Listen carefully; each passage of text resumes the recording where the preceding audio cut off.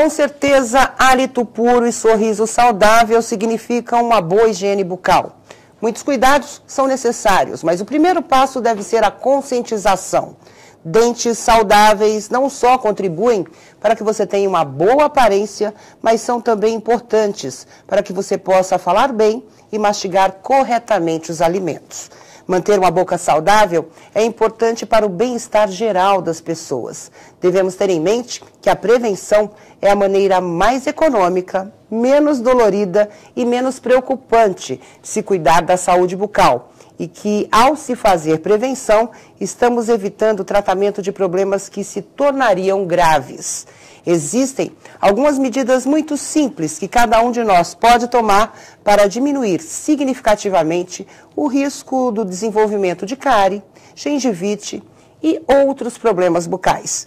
Este é o tema do programa Saúde e Vida de hoje. Para falar sobre saúde bucal, estamos recebendo a doutora Alessandra Souza Cardoso, ela que é especialista em ortodontia, mestre em ciências da saúde, com ênfase em saúde pública.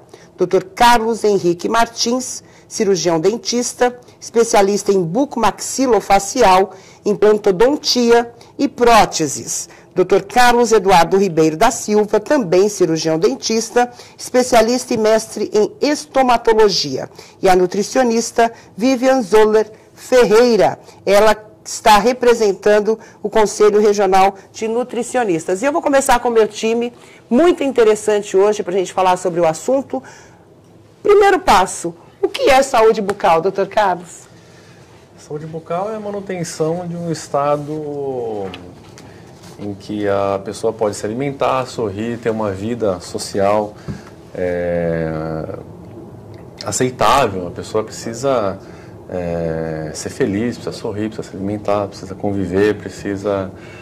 É por onde começa a nossa, onde se alimenta pela boca, a gente... Acho que o nosso primeiro contato com a sociedade, eu acho que é pelo sorriso, é pela boca. Como é que o Brasil está nessa questão hoje? A gente tem alguns centros que tem... onde você tem acesso à melhor odontologia do mundo, a gente não deve nada a ninguém, mas a gente sabe que isso é muito localizado, né? Tem muitas regiões do Brasil que a pessoa não tem acesso nem a água fluoretada, nem uma alimentação decente, né? na fase de desenvolvimento. Então ela acaba desenvolvendo uma saúde bucal que deixa muito a desejar. Já fomos chamados, doutora Alessandra, de o país dos desdentados. Eu me lembro muito bem disso, porque a gente brincava muito na época. Minha avó, por exemplo, começou a usar dentadura, ela tinha 30 anos de idade. Ela foi perdendo os dentes por falta dessa consciência mesmo na questão da saúde bucal. Mudamos muito nisso? Podemos comemorar que somos um país mais consciente nessa questão do, dizer assim, do sorriso saudável? Somos os países dos desdentados. Ainda? Acredito eu que não por falta de uma tecnologia que está chegando, que já chegou e que temos acesso, mas porque a criança está crescendo de uma maneira, já a falta de amamentação, a alimentação. Então, essa estrutura que a criança deveria desenvolver desde o seu nascimento, né? Então, isso causa um impacto muito grande quando ela chega numa idade pré-escolar, quando ela chega numa idade já de ginásio, né, a fase adulta. Então, essa pessoa que não teve já desde o início, né, essa nutrição, essa orientação, seguir as orientações tanto dos pais quanto a internet, médicos, a gente tem formas, né, de ter. Então, nós podemos ver que somos o país dos desdentados, porque hoje a pessoa, aos 40 anos, chegar sem os seus primeiros molares, sem os seus dentes, nós podemos dizer que ela é uma desdentada. Agora, não precisa ser desdentado total. Claro, entendi. Mas, por exemplo, a criança, qual que seria a idade? Porque normalmente a criança come muito doce, depois a doutora Vivian vai falar sobre isso. Muito refrigerante, muitos alimentos açucarados, que provocam, claro, as cáries. Mas qual seria a idade aceitável de uma criança ter o primeiro problema dentário, vamos dizer assim? A partir do momento que já teve a erupção de todos os dentinhos de leite, como são chamados dentinhos descidos, o pai, a mãe, o responsável já pode levar a criança para a primeira consulta. Tá? Então, hoje já se fala em odontologia antes de nascer, né? O pré-natal. Então, mas assim que a criança, vamos dizer, não interessa a parte social, né? Se essa criança vem de uma família mais pobre, uma criança que venha de um lar que possa ter informação e acesso aos profissionais, não importa. Então, a criança já com todos os seus dentinhos em torno de 2 anos e meio, ela já pode ter o seu primeiro contato com o dentista. E isso previne, né?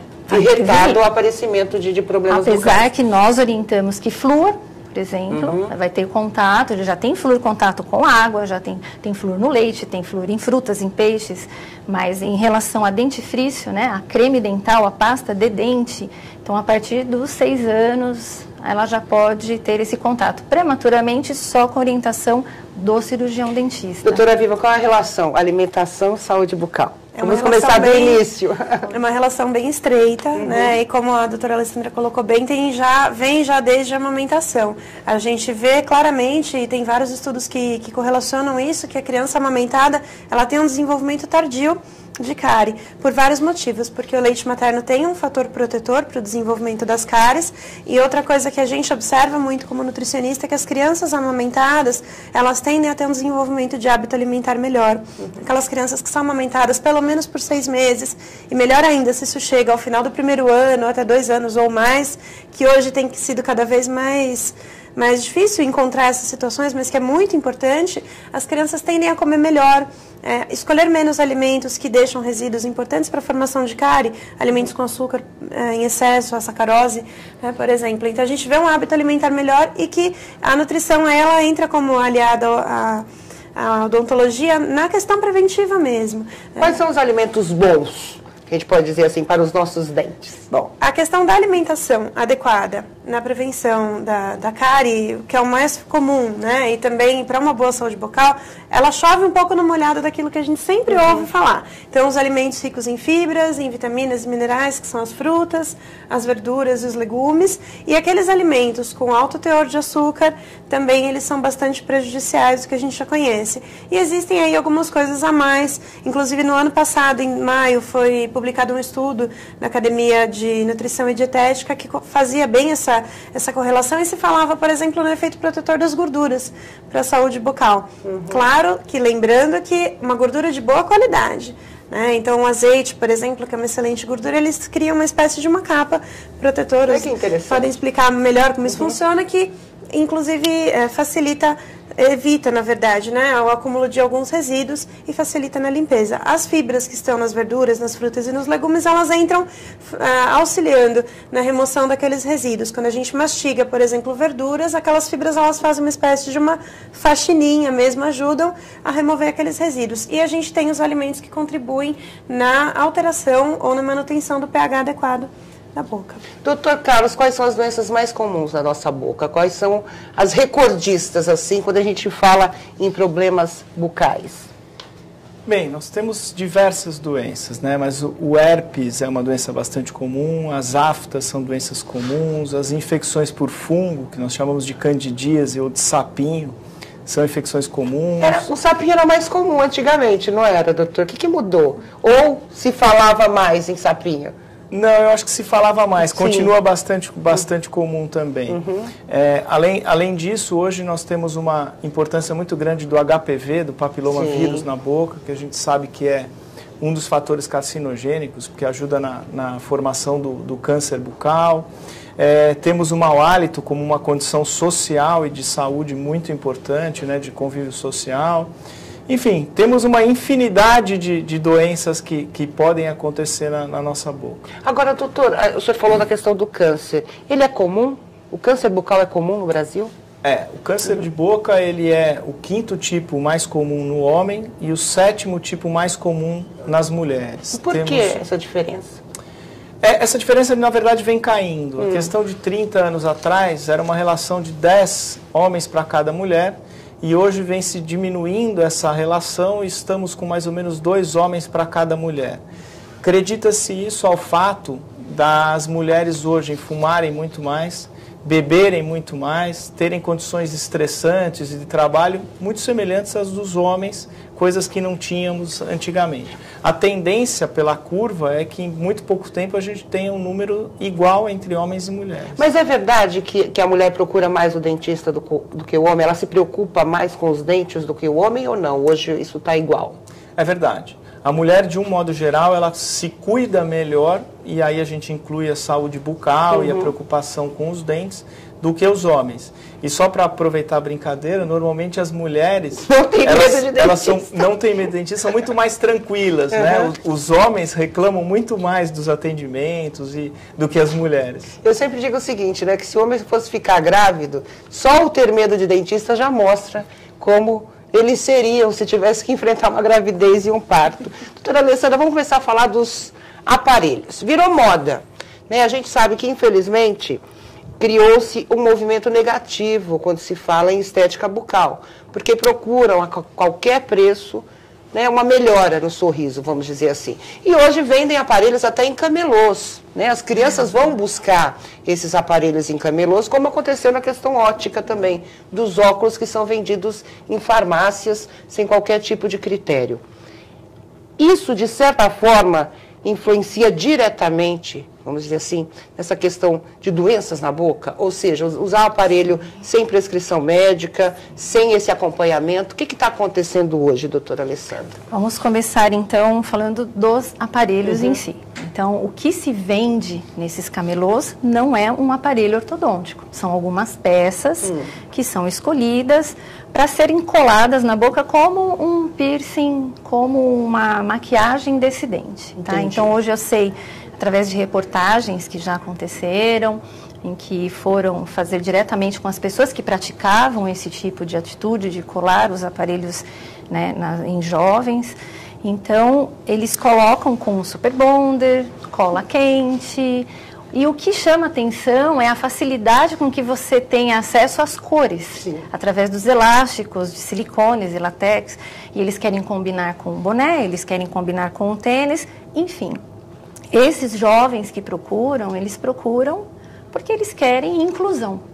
Eles estão querendo ser inclusos numa tribo, num grupo em que todos estão fazendo, então a moda é isso. E tem total desconhecimento dos riscos total disso, desconhecimento. Né? Nem a família, nem na escola, não consegue. O risco, eu não estou dizendo do risco ortodôntico. Vai acontecer de entortar um dente, de ter um problema de apinhamento, um problema dentário, vai. Mas nunca ninguém falou, nunca nem a mídia colocou isso daí como um problema de saúde pública. Claro. Porque você dissemina através de saliva, de uma perfuração, você pode disseminar hepatite B, hepatite C, você pode disseminar tuberculose. Tá? Porque são bactérias, tem bacilos e vírus que estão aí e que são resistentes, e eles ficam nesses materiais pérfuro-cortantes que eles usam como prática de colagem, de manutenção, de trocar o elastique, de trocar esse material na boca, e ao ar livre, sem higiene de mãos, é um atrás do outro. E logo, né, as mãos, né, que são as maiores. Então, essa prática, sim, tem acontecido por irreverência desses jovens, por falta de informação. Bom, falta de informação está hoje em qualquer lar, como eu já te disse, então a gente não tem, o controle seria através de uma fiscalização. Fiscalização de quem fornece, né, para quem está fornecendo esse material, fiscalização de quem, para essa pessoa que está praticando isso, né, o impedimento disso. No nosso dia a dia, como profissionais, nós estamos trancados dentro dos nossos consultórios, nós estamos a par de tudo isso, mas o nosso dia a dia é muito diferente, então não chega a ser uma coisa assim que influencia os meus pacientes, porque eu procuro informar, desde a parte de o que ele está usando, como vai ser feito, higienização, né, retorno, troca de material, o que é a ortodontia, o planejamento. A ortodontia não é colar um bracket, passar um fio e pôr uma borrachinha colorida. A ortodontia, ela é o essa... diagnóstico, ela traz o planejamento consigo, ela traz uma responsabilidade profissional do começo ao fim, né, você assistir o seu paciente, dar condições a essa assistência, e isso sim é uma ortodontia. A gente vai mostrar no próximo bloco algumas coisinhas aqui que a doutora Alessandra deixou. Eu vou deixar algumas perguntas para os doutores Carlos e para a Vívia. Doutor Carlos, a questão da ardência bucal, eu queria falar um pouquinho. Diz que a idade também influencia no surgimento de determinados problemas bucais. Uma coisa que me preocupa, já que eu já estou quase chegando aos 50 anos. A questão dos implantes. A gente vê muita propaganda na televisão oferecendo um sorriso rápido, barato. Você pode pagar até em 60 meses, né? Então, até que ponto se corre risco buscando uma empresa como essa? E doenças como a diabetes, né? De que forma também influencia? Porque a alimentação do diabético é diferente. Mas a gente vai falar sobre isso no próximo bloco. Não saia daí.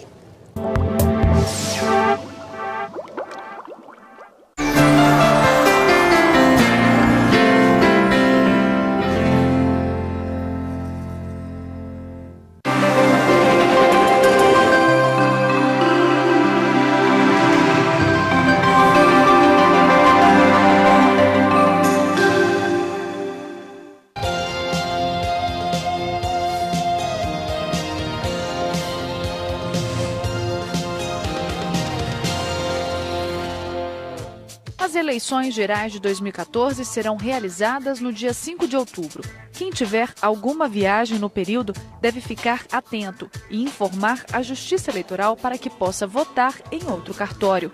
O voto em trânsito foi criado na eleição de 2010. Este ano tem novidades. As cidades com mais de 200 mil eleitores poderão receber urnas eletrônicas para o voto em trânsito. São ao todo 92 cidades, entre capitais e municípios brasileiros. Basta ter no mínimo 50 habilitados para votar no local. Lembrando que o voto em trânsito é para a escolha apenas de presidente e vice da República. E não é necessário justificar a ausência do voto para os demais cargos. Os eleitores habilitados para votar em trânsito não poderão votar no seu domicílio eleitoral.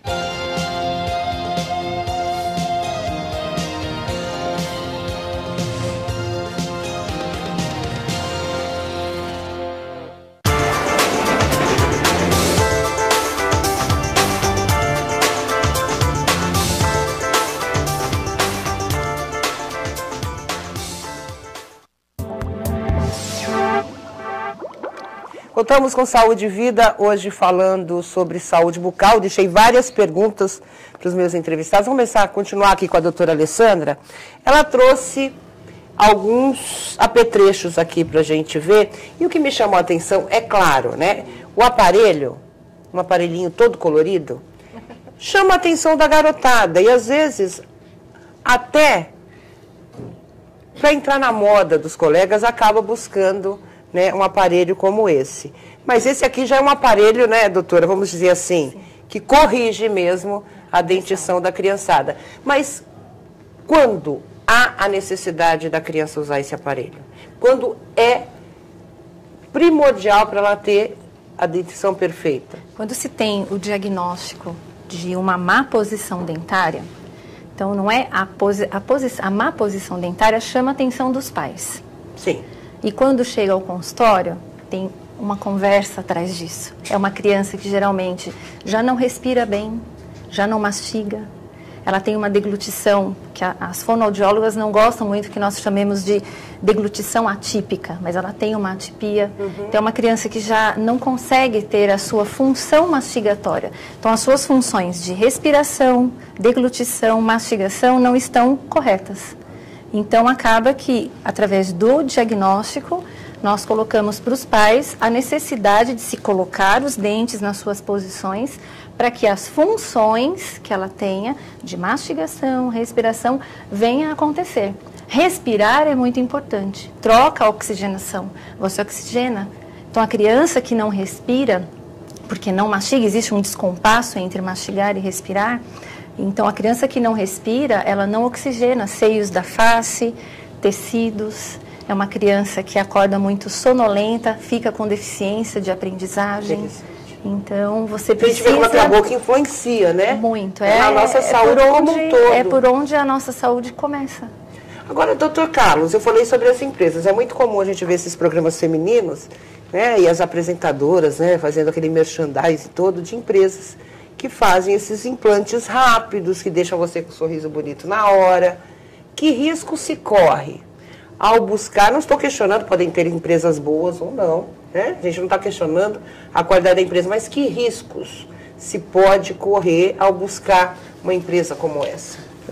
Infelizmente, algumas empresas voltaram essa odontologia só para o lado comercial, né? E a venda de um sonho, de você chegar de manhã e sair à tarde com seus dentes prontos, então isso é uma coisa que não existe, né? Eles puxam muito para o lado emocional da pessoa. Sim. A pessoa está debilitada emocionalmente com a falta dos dentes, uma carência hoje em dia das pessoas, elas têm que ter aquela estética que elas veem na televisão, todo mundo tem que ter mais ou menos o mesmo sorriso. Então se faz planejamentos assim absurdos, a pessoa assina um contrato de que ela vai fazer uma cirurgia, colocar todos os implantes, vai ficar com um sorriso maravilhoso e cada um... eu não posso vender uma coisa que às vezes funciona para uma pessoa e não funciona para outra. Cada caso é individual. A gente teve, eu posso colocar assim, infelizmente a gente não tem uma saúde bucal pública, né? Um sistema público dentro dessa realidade. E as pessoas buscam isso e a facilidade no pagamento, a gente vai falar da economia, né? Muita gente nunca foi a um dentista, muita gente perdeu os dentes cedo, né? Eu estava contando, a minha avó perdeu os dentes com 30 anos. Eu fico imaginando hoje, se ela visse isso na televisão, como já aconteceu com um colega nosso de trabalho aqui que teve problemas com uma empresa como essa, você acaba atraindo mesmo esse interesse, porque a gente não tem a informação de que risco podemos correr, né? E a facilidade, você não tem fiscalização desse tipo de atividade. Aí a situação se agrava mais ainda. Isso falta muito. Quando começou, hoje em dia, nós temos empresas brasileiras que produzem implantes de qualidade. Então, hoje em dia é uma coisa muito mais acessível. Você consegue fazer um tratamento de alto nível, que a gente estava conversando antes aqui, que não deve nada para lugar nenhum no mundo, e você consegue... antes, quando a gente começou essa história de implantes, até o Dr. Carlos também, a gente só se falava em dólar, né? Era só, sim, era caríssimo. Um orçamento que era feito hoje, no mês seguinte a gente já tinha que mudar isso. Hoje em dia é uma coisa muito mais acessível. Tecnologia nacional hoje, sim, nessa questão. Eu lembro quando eu fui fazer os meus, era do Japão, não sei o que, vinha não sei da onde. Eu falei, doutor, é caro isso, né? Ele falou, não, eu tenho que importar tudo. Sim, hoje a gente tem know-how brasileiro. Sim, temos. Ai, que bom. E a questão é a odontologia apesar de ter muita tecnologia envolvida, ainda é um trabalho artesanal, a gente depende da resposta biológica do paciente. Então, diferente de você montar uma empresa de fast food, que você tem aquela coisa que você frita aqui tantos minutos, então é muito complicado você ter uma rede de consultórios com a mesma marca e vendendo a mesma coisa. Então, você tem que procurar um conselho que a gente dá para aqueles que procuram um tratamento, é procurar um profissional que você se identifica, que você confie, né? Eu acho que uma primeira conversa, claro. E esse é o principal. Agora, é importante dizer também que até a troca de informações, né? Casos como o do André, a gente tem que mostrar, tem que discutir exatamente para que as pessoas criem essa conscientização. Eu falava com o Dr. Carlos, o outro Dr. Carlos, sobre doenças da moda, vamos dizer assim. Existem doenças de momento, né? De clima, que fatores externos influenciam o aparecimento dessas doenças na boca?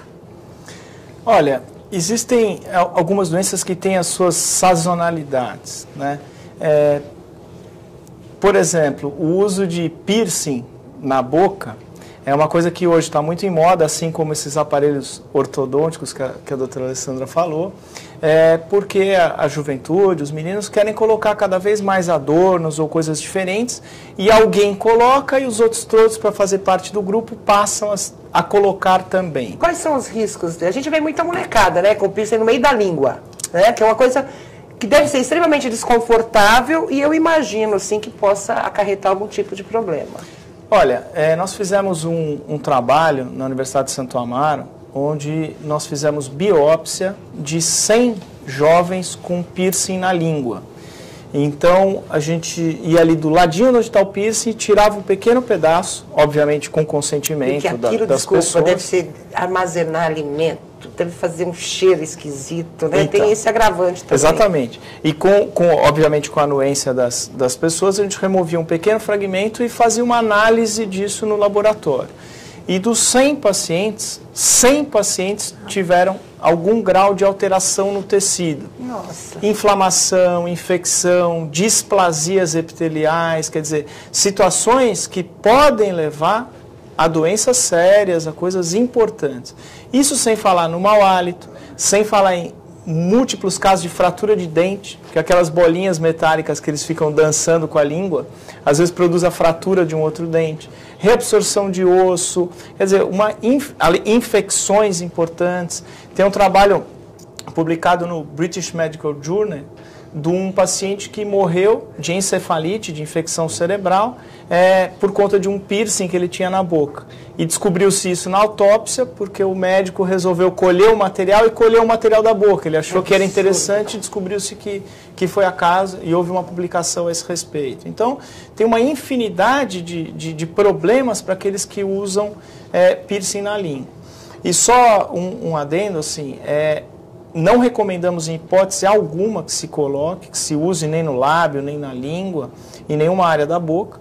Mas a língua é pior do que aqueles que ficam aqui no lado externo, né, do lábio? Na verdade, os dois são ruins, porque no momento em que ele tem contato com a saliva, com a parte interna da boca, ele está produzindo infecção numa área muito contaminada, que é a boca. Doutor, eu vi uma vez, eu não sei se é invenção, porque a gente na internet vê muita montagem de fotos, né?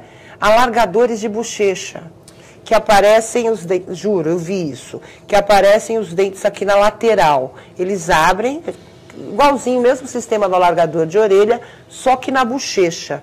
Está se tornando isso comum no Brasil também? Eu vi na Irlanda. Não sei se no Brasil já tem isso. Já vimos pacientes assim, já vimos paciente que divide a língua no meio para parecer uma língua como se fosse cobra. Já vimos pacientes que desgastam os dentes com lixas comuns para que eles fiquem cônicos, como se fossem dentes de animais carnívoros, por exemplo. Quer dizer, então a gente tem visto uma infinidade de modificações corporais e que envolvem a boca.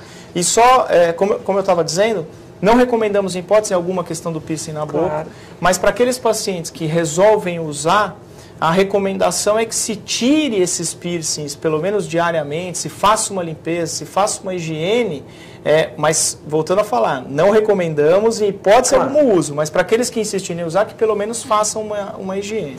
E uma última colocação é a seguinte: aqui no estado de São Paulo nós temos uma lei que proíbe menores de idade de fazerem tanto piercing quanto tatuagem, mesmo que com a anuência dos pais. Sim. E isso, infelizmente, não tem sido respeitado como a gente gostaria, mas fica aqui o alerta para os pais que estão vendo o nosso programa, que isso é proibido, né? Que não se pode executar, não se pode fazer, e que se alguém tiver conhecimento de algum estúdio que faça isso em menores de idade, que denuncie, por favor. Deveria ser uma lei nacional, né? A gente já discutiu até isso, que às vezes a criança, entre aspas, vai para outro lugar, onde é permitido, faz e volta para São Paulo. E os pais, muitas vezes, são levados pelos próprios pais, né? Que aí a situação é pior ainda.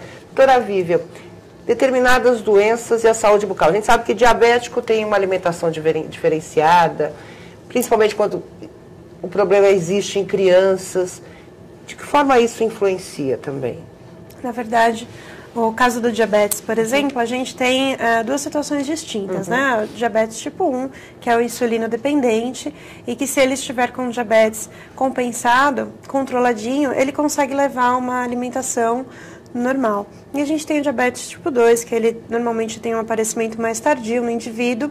Ele está relacionado com excesso de peso e com outros problemas com muita frequência.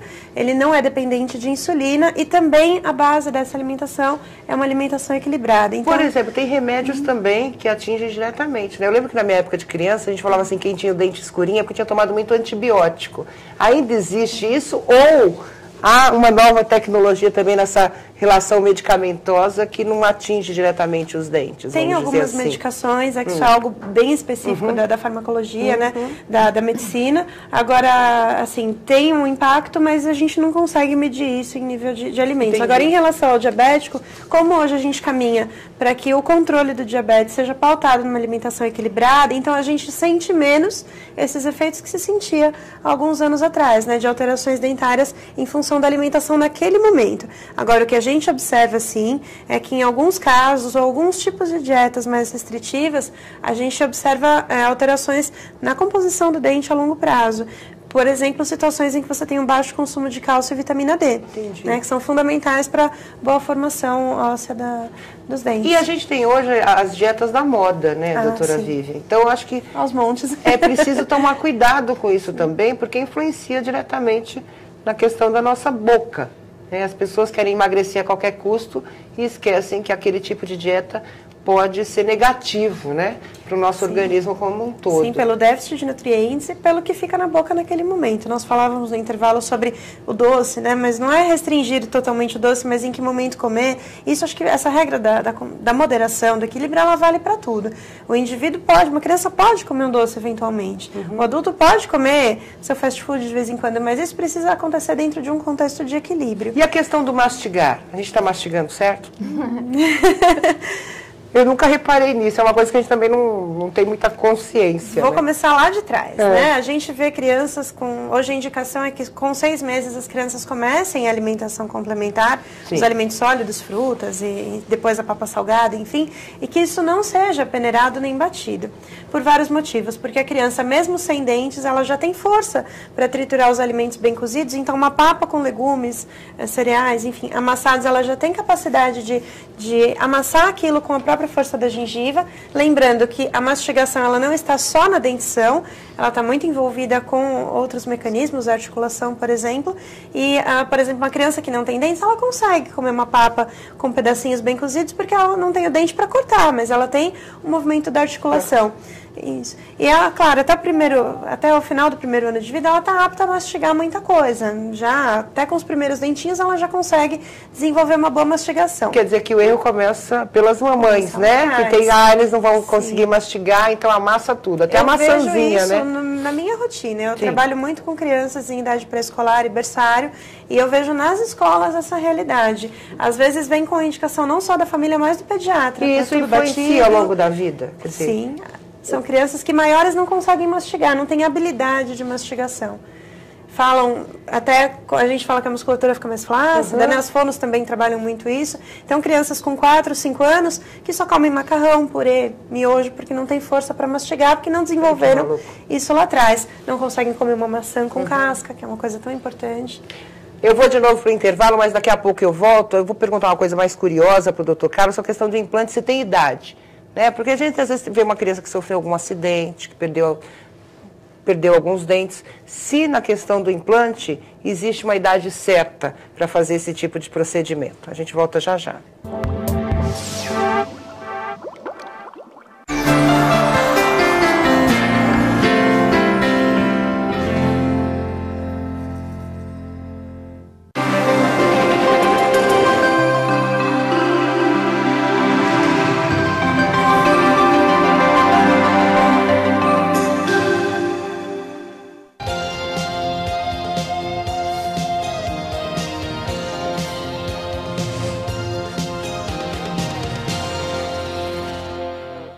O Núcleo de Tecnologia da Informação do Tribunal Superior Eleitoral desenvolveu e lançou um aplicativo voltado para as eleições, o Candidaturas.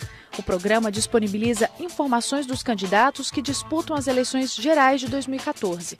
As consultas podem ser feitas por cargo e unidade da federação. O aplicativo está disponível no Google Play e no Apple Store e é de graça. Em setembro, o TSE deve lançar mais 2 aplicativos. Um para ajudar o eleitor a encontrar o local de votação e outro para que os interessados possam acompanhar a apuração dos votos no dia 5 de outubro.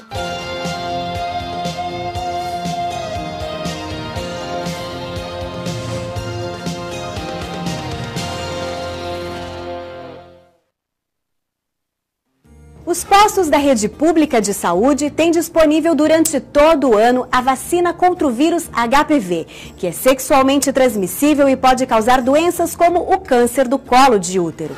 Neste ano, devem ser vacinadas meninas de 11 a 13 anos de idade. Em 2015, serão meninas entre 9 e 11 anos.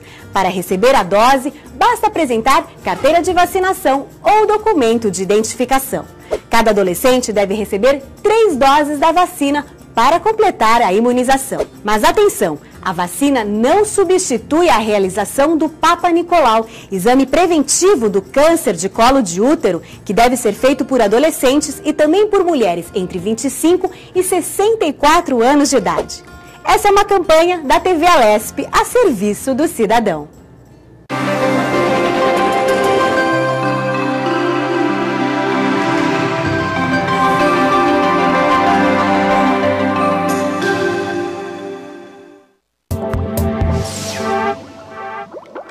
Voltamos com Saúde e Vida, hoje falando sobre saúde bucal. A gente sempre tem um programa aqui durante o intervalo.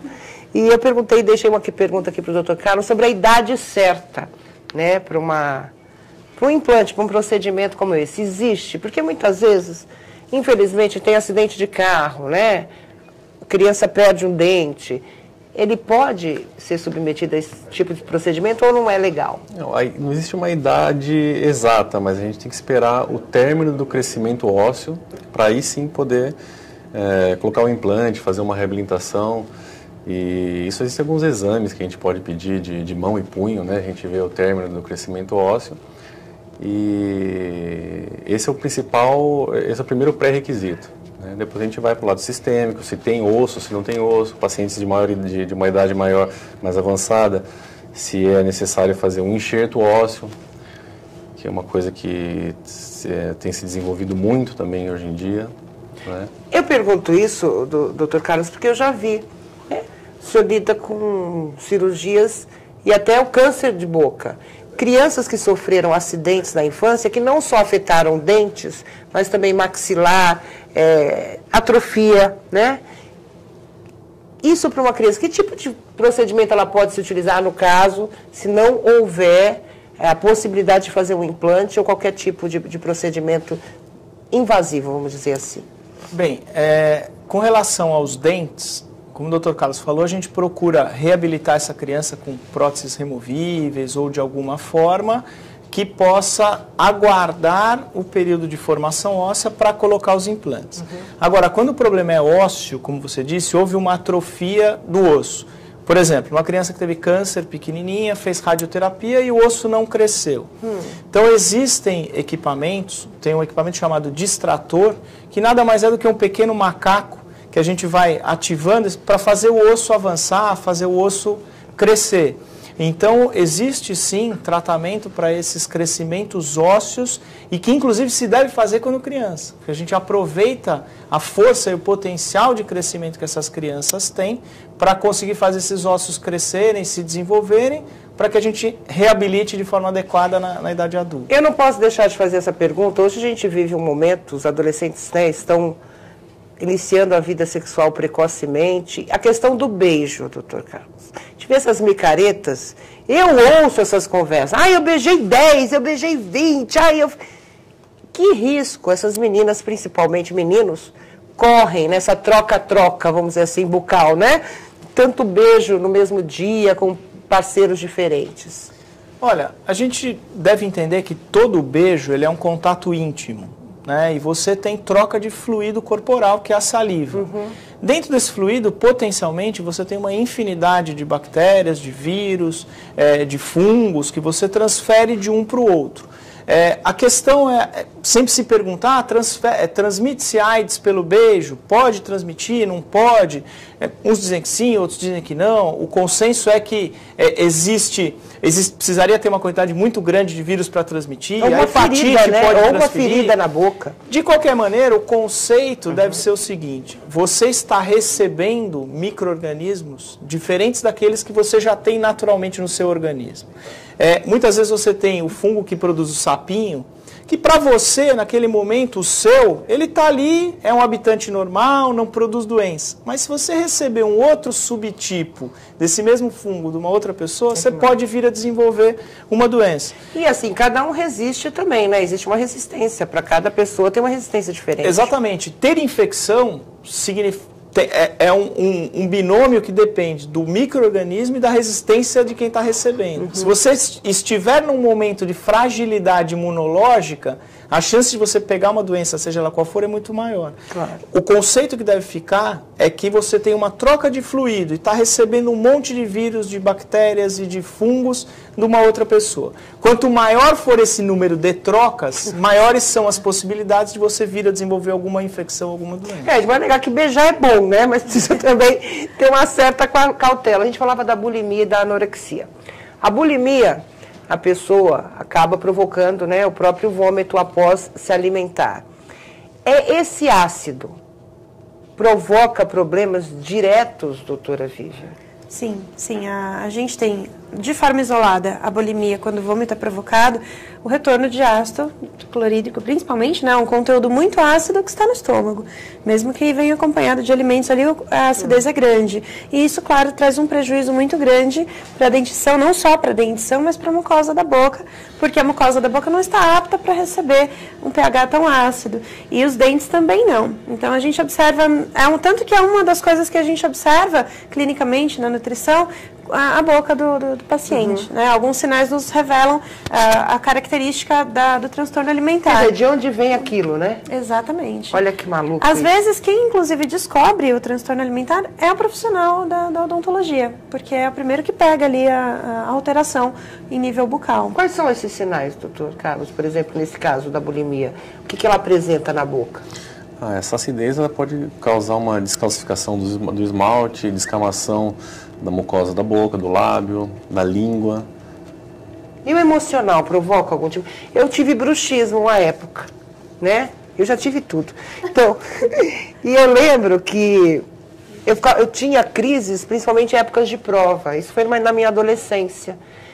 O bruxismo está ligado diretamente à questão emocional ou não necessariamente? Ele está ligado à questão emocional, mas ele pode se desencadear devido a algum problema, à falta de algum dente, ou um mau posicionamento de algum dente, que vai fazer com que você faça um apertamento, e se o paciente não tem uma oclusão balanceada, esse apertamento ele acaba causando dor de cabeça, compressão mais de um lado do que do outro, dor de ouvido. E qual que é a cura do bruxismo, doutora Alessandra? Que eu usava uma plaquinha, que era horrível. Parava o bruxismo, não tinha problema de quebrar dente, porque eu tinha problema, acordava com pedacinhos de dente na boca, mas ao mesmo tempo eu não conseguia respirar com aquilo. Então eu não sabia se eu colocava uma coisinha ou aguentava o bruxismo durante a noite. Como o bruxismo vem de um fator multifatorial, né? Então um problema emocional somado a um problema de um dente mal posicionado que vai causar um contato prematuro no momento dessa oclusão, dessa mastigação. Então o paciente ficou tenso o dia todo, passou uma tensão emocional forte, à noite quando ele vai dormir, que vai relaxar, a musculatura começa a trabalhar, mesmo. E aí ele tem esse dente fora de posição, então ele vai fazer esse apertamento, como o Dr. Carlos falou, ele vai fazer o apertamento, ou esse ranger, essa movimentação inconsciente, o paciente não se lembra, no dia seguinte ele vai saber que tem alguma coisa errada. Ele acorda dolorido. Acorda dolorido, e os pedacinhos de dente. Provavelmente, né?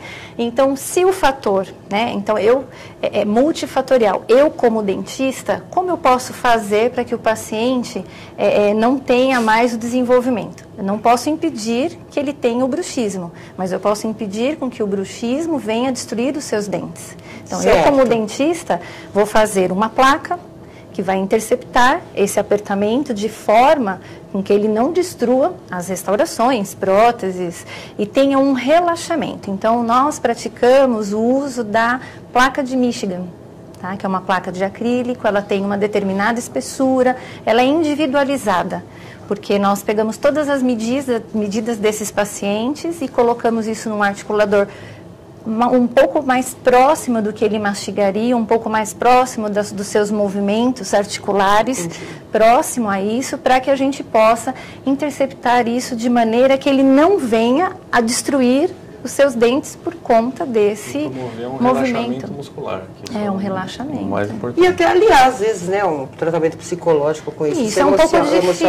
É um pouco difícil você falar, né, pro... Diga, doutor. E hoje em dia também, uma outra terapia coadjuvante que muitas vezes a gente usa é a aplicação de botox no músculo masseter, né, que é um dos músculos de força da mastigação. Fica mais bonito. Não, na verdade ele não tem função estética nenhuma. A função dele é diminuir a potência mastigatória do músculo para promover com que o músculo não tenha uma força tão grande nesse apertamento.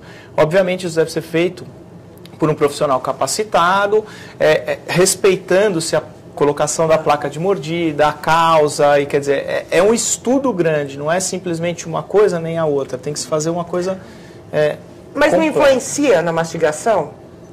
Que a gente está aplicando Não influencia porque ele não cessa a potência do músculo, ele minimiza a potência do músculo. Né? Então tem pacientes que a gente vê que tem aquele músculo grande, muito forte, que de olhar no exame clínico a gente sabe, esse paciente é apertador de dente.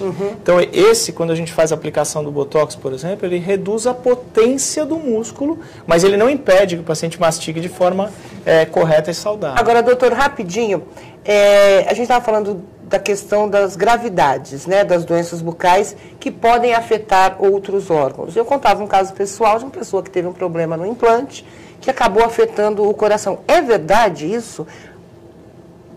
A questão da saúde bucal influencia diretamente em outros órgãos, não só o coração, como outros órgãos? Sim, a gente sabe que a endocardite bacteriana, que é uma infecção das válvulas do coração, de 85% a 90% das vezes a causa são infecções bucais. Olha que absurdo. Porque é uma porta que fica aberta, né, o paciente fica literalmente engolindo pus ou engolindo bactéria, isso entra na corrente sanguínea e vai parar lá no coração. Aproveitando o exemplo, quer dizer, as doenças periodontais ou as infecções das gengivas nas mulheres gestantes é uma das principais causas de parto prematuro que existe. Olha, não sabia disso. Nas mulheres gestantes que têm doença periodontal, as principais causas de parto prematuro. Então, a boca, ela é o espelho e o reflexo do organismo. Tanto é que os chineses, há muitos mil anos atrás, já fazem, na medicina tradicional chinesa, o exame da língua. Ele pode revelar para a gente uma série de alterações, por exemplo, anemia. A língua geográfica é uma alteração que nos mostra o estresse de uma forma muito importante, a questão psicossomática, deficiências vitamínicas que são mostradas para a gente na língua e uma série de outras alterações. Eu quero dizer que, infelizmente, o nosso tempo chegou ao fim, mas eu vou dar um minutinho para cada um dos convidados para as considerações finais, deixando algumas perguntinhas, assim, algumas curiosidades. Doutor Carlos, muito obrigada. O uso de fio dental, é bom ou ruim? É fundamental, né? O fio dental, você consegue promover a limpeza em regiões que a escova e a pasta você acaba não atingindo. Então é fundamental. Até tinha um professor que brincava, falava que se você fosse para uma ilha deserta e tivesse que escolher entre o fio dental e a escova de dentes, você escolhesse o fio dental. E com que frequência as pessoas devem buscar um dentista? Cada caso é um caso, pelo menos o próprio cirurgião dentista vai falar, o seu caso você precisa voltar a cada 6 meses, uma vez por ano, mas acredito que... Uma pessoa saudável, que não tem problemas... pelo menos, uma vez por ano. Um check-up, né? E como na saúde geral, na saúde da boca... E a última dica, qual a sua dica? A última dica é procurar um profissional que você se identifique, né? Esquecer um pouco esse marketing exagerado que andou fazendo. E essa questão de querer ter o sorriso da atriz, da novela, né? Eu acho que cada um tem a sua característica, eu acho que a gente está perdendo um pouco a identidade, né? A parte individual de cada um. Eu acho que a gente tem que ser o que a gente é e sorrir, ser feliz, se alimentar.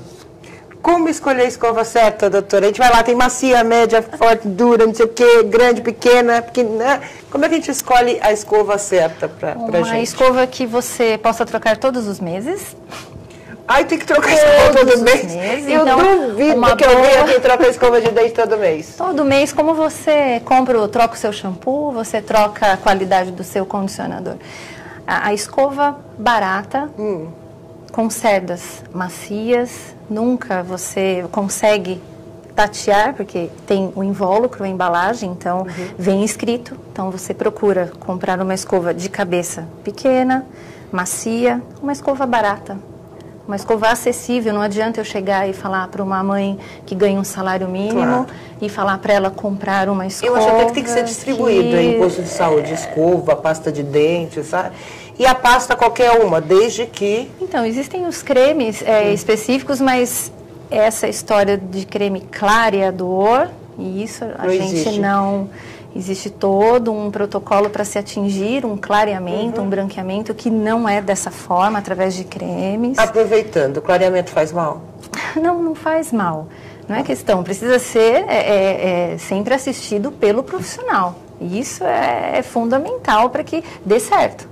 Doutor Carlos, muito obrigada pela sua presença. Eu quero saber essa questão das aftas. Dizem, tem muita gente que tem muita afta, né? Eu tô com uma afta aqui, eu tô com uma... É uma coisa preocupante. E outra situação, a questão da ardência bucal. Por que está se tornando comum isso? Bem, com relação às aftas, existem mais de 30 causas diferentes de aftas, né? Então a gente precisaria examinar o paciente, fazer uma série de perguntas, um exame clínico, para saber a causa e o tratamento específico para aquele paciente. Eu pergunto isso, porque eu vejo muita gente tem afta, às vezes pega o bicarbonato de sódio e coloca, tá ótimo. E dá a receita, né? Está com afta, põe um bicarbonato que melhora. Tá errado, né? Tá errado. O bicarbonato é ruim porque ele queima a terminação nervosa e naquele ponto você fica sem sensibilidade. Então você perde a sensibilidade naquele ponto. Então, se você fizer isso milhares de vezes durante a sua vida, vai chegar uma hora que você não sente mais nada dentro da boca, ou vai ter uma sensibilidade muito diminuída. E a questão da ardência bucal é uma alteração muito comum em mulheres acima de 50 anos de idade e que não tem nenhum aspecto visual de alteração. A gente não consegue ver, mas os pacientes relatam isso, que também precisa de um atendimento, mas tem solução. Então procure sempre um especialista. Rapidinho, doutora Vívia, seu recado final sobre a questão da saúde bucal e a alimentação. Bom, vamos chover no molhado de novo, né? Alimentação equilibrada, saudável, buscar orientação profissional sempre que necessário e numa refeição para que a gente evite até na impossibilidade de estar na rua, não dá para escovar os dentes, termina com alguma coisa que vai ajudar na higienização, água, uma fruta, alimentos ricos em fibras. O chicletinho não. Aí eu vou deixar para eles. Então eu vou deixar esse assunto para uma próxima oportunidade. Já brinquei com a Deise aqui, falei que a gente precisa de saúde bucal 2, porque muita coisa ficou sem ser dita, né? Mas a gente vai voltar numa nova oportunidade a falar sobre o assunto. Doutor Carlos, muito obrigada. Doutora Alessandra, doutor Carlos, doutora Vívia, quero agradecer a você. O Saúde e Vida vai ficando por aqui, sempre deixando uma dica. Qualquer problema, qualquer coisa que você sinta diferente na sua boca, procure um especialista. Não vá se automedicar, nem ir aí na conversa dos amigos. Um grande abraço e até o próximo programa.